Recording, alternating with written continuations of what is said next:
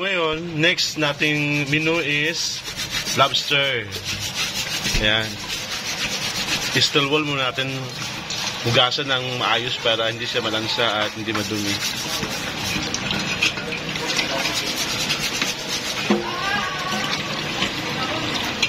Bali, isi-steam natin to mamaya. Tapos, lagyan ng butter garlic. Ayan. So, sobrang sarap yan. Ito yung kasama niya mamaya ang maisda.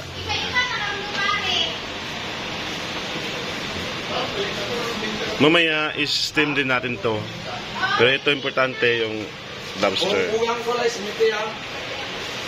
Grabe, parang tanda na. Is-steam boil din natin yung lobster. Yan. Ilagay sa lanera. Then, buhusan ng tubig.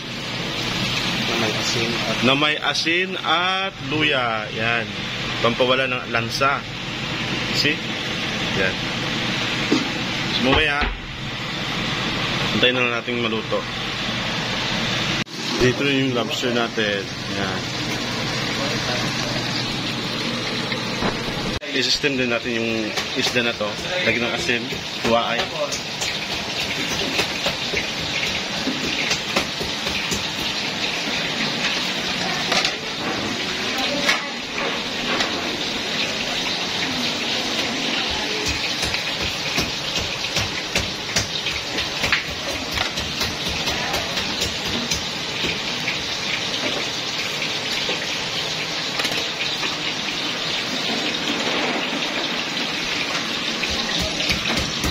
Natin yung isda.